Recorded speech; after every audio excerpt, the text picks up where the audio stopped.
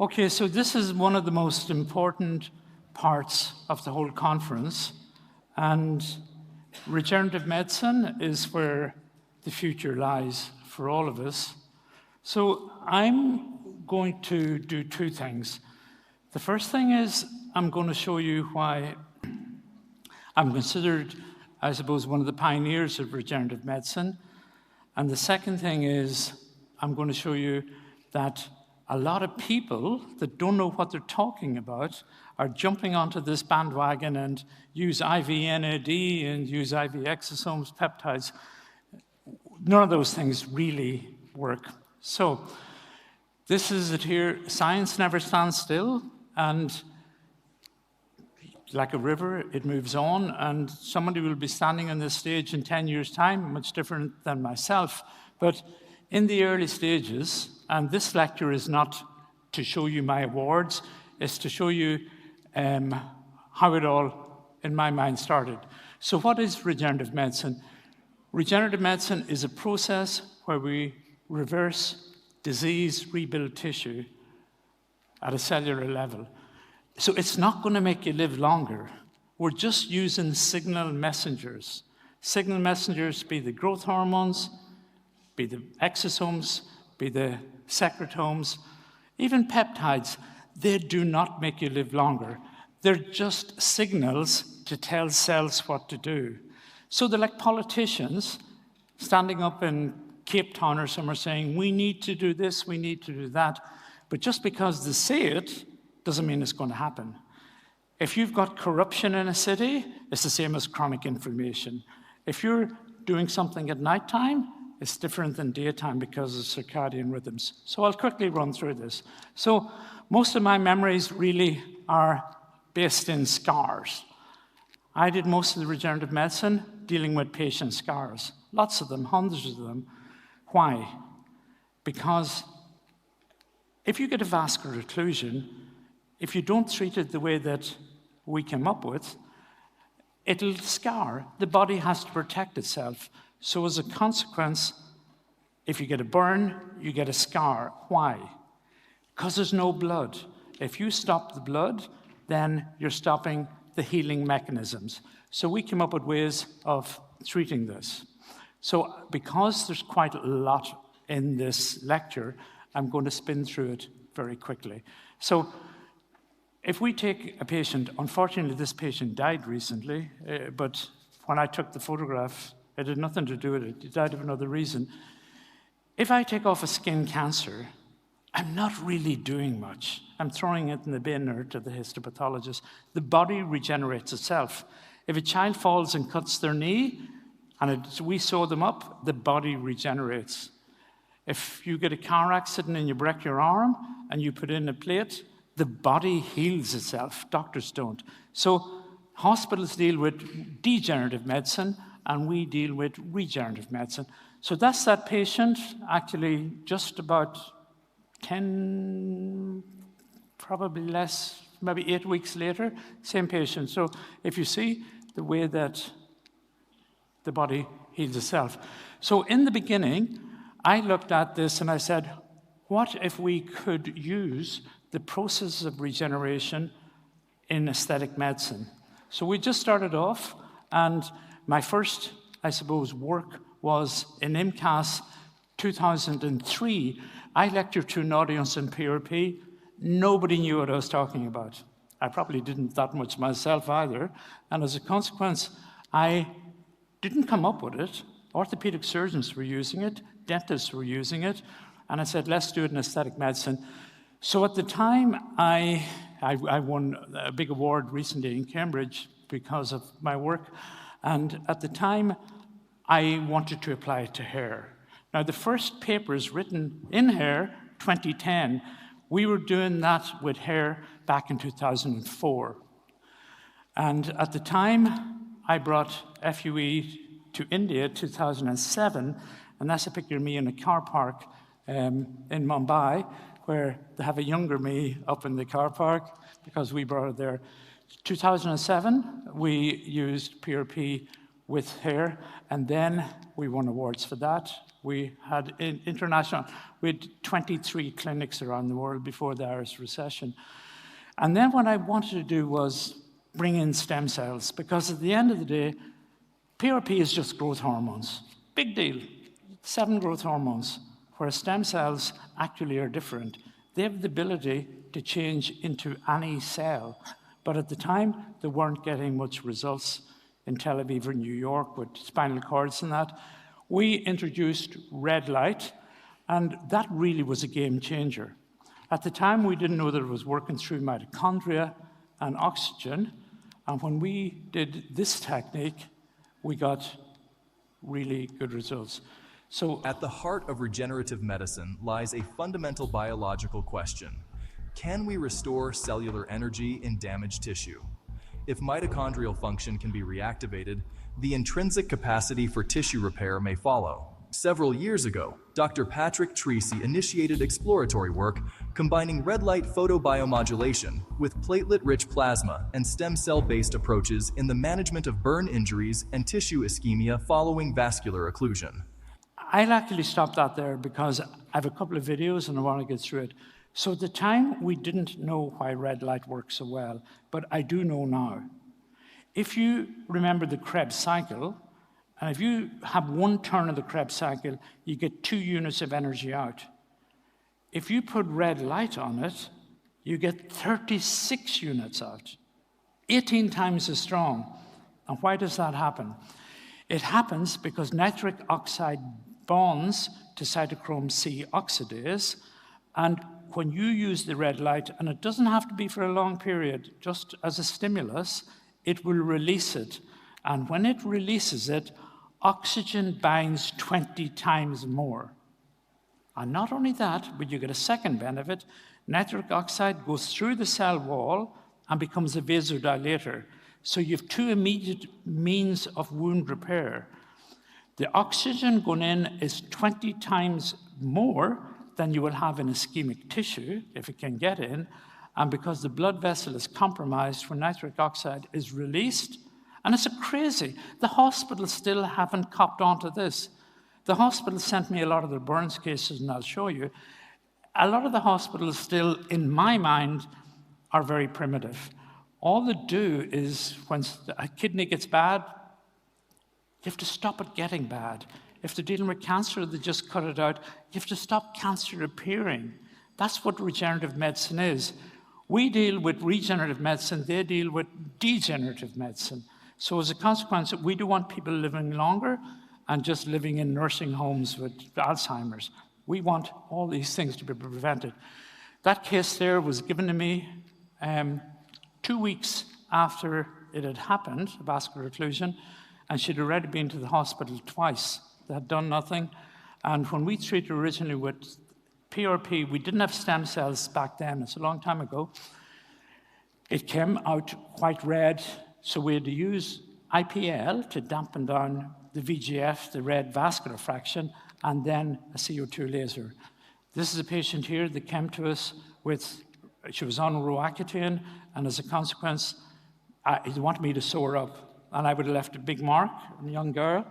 So I decided to stop the Roaccutane, do the plus method, and within 10 days, she was like that. She was totally healed. But then she had a psychiatric illness, and she did the other side, unfortunately. And we had to start all over again. But we got all those back totally to normal. And the hospitals can't do that. They would have sewn up those patients. So that's the importance of what you're dealing with in terms of regenerative medicine. Look at that patient there, in for a skin graft, grade 3 burns. I knew her father very well. He took her out of the hospital, he gave her to me. Within 10 days, we had her like that. 10 days, you know, so that's the way they're missing. I won a lot of awards for that. So I'm going to spin through this. So when I look at this now, and I see everybody jumping into the marketplace, and unfortunately, marketing narratives have overtaken biology. And we're in a situation now where we have a lot of hype in regenerative medicine. And particularly with peptides, we've only 2 peptides we know that definitely work. That's Mounjaro Ozempic, the GLP-1s, and certainly copper peptides for skin. They work because they have a lot of clinical trials done. Now, I'm not a fool. I'm a scientist as well as a doctor, and I know there is a good reason also why the trials aren't being done. Peptides are in our body. You can make no money out of them because you can't patent them unless you come up with a different method. So there is that as well. So at the time, let's run through some of these. We know peptides. I'm not against peptides. I love the fact that the young generation want to live longer and try them, but I'm a bit against the false narratives. So, in my lecture today, I want to show true regeneration is not the replacement of tissue. It is the restoration of biological communication. Aging begins when cellular signaling becomes inefficient, when intercellular communication degrades, homeostatic feedback loops fail, and tissues lose coordinated response. This breakdown in signaling precedes visible aging and underpins functional decline across every organ system. Most regenerative interventions do not directly rebuild tissue. Their primary mechanism is modulation. Modulation of paracrine signaling. Modulation of... So I'll skip through that as well, because I know I've only 15 minutes and this is a lecture that's much longer. What it's saying there is that these things are just signal messengers. So don't be promising people they're going to live longer. You'll certainly, if you have a problem, make it better. If you're a patient with scarring, it'll get better. If you're a patient with no collagen, it'll be better. So all signal messengers do is one of three things. They'll repair cells, they'll involve immunology, or else they will have cell-to-cell communication. It's just the same as American politics. Infrastructure, what you teach the children in school in terms of communication, or defense, your army, in terms of immunology. So what's happening on a small scale happens on a big scale. So one of my things that I don't like is the way that IV exosomes and NAD is being advertised everywhere. There is no evidence that these work. NAD is too big a molecule to get into a cell, let alone get into a mitochondria. A mitochondria is 3 layers of dura matter. It just couldn't get into it. And most of these problems are downstream. So if I just look quickly, we'd say at IV NAD, and the fact that intravenous exosomes are being promoted as regenerative medicine, but there are currently 0 FDA, EMA, or MHRA approved IV exosome therapies for any therapeutic use. What's being offered clinically remains entirely experimental. Most supportive data comes from laboratory studies and animal models, not controlled human trials. When administered intravenously, exosomes are rapidly cleared by the liver. 2.7 minutes, they're out of your body when you give them IV. Claims that they selectively target specific organs remain scientifically unproven. We lack critical long-term safety data on immune activation, oncogenic potential, and repeated dosing effects. Manufacturing standards vary dramatically between products, making reproducible outcomes impossible. Exosomes may have future therapeutic potential, but current IV applications belong in research protocols, not clinical practice. In evidence-based medicine, innovation must follow rigorous validation, not marketing hype.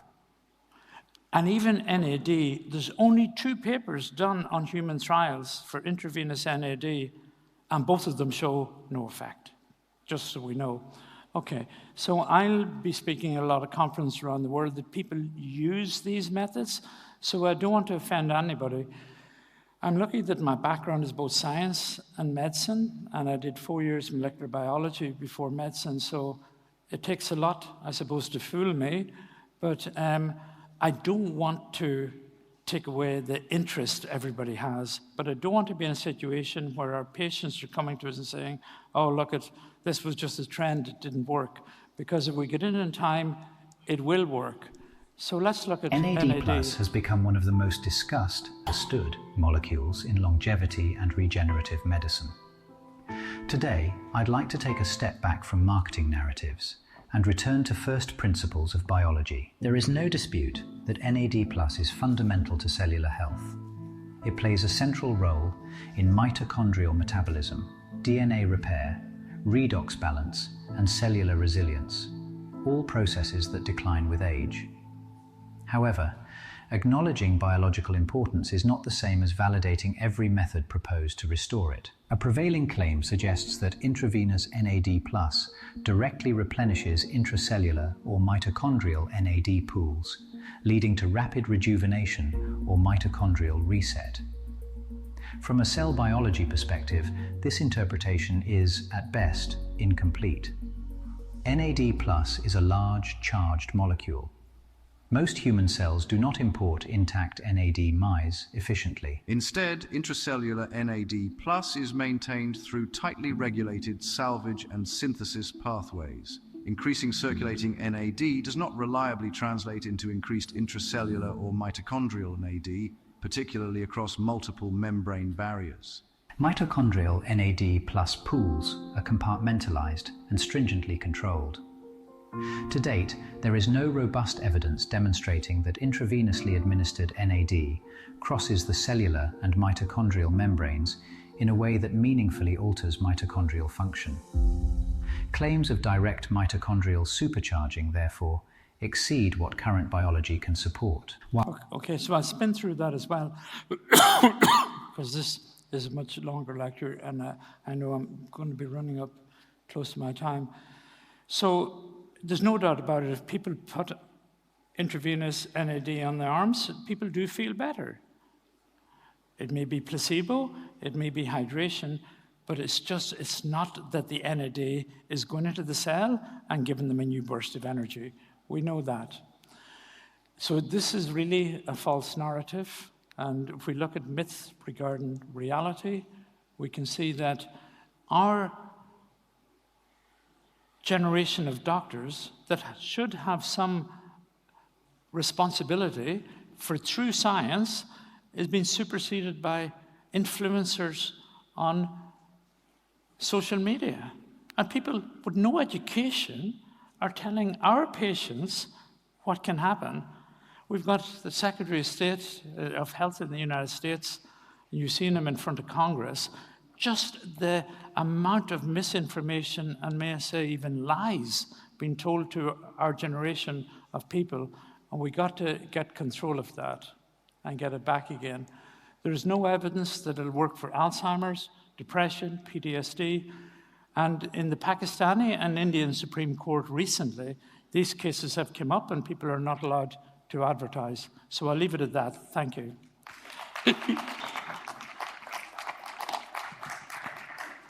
Thank you, Dr. Treacy.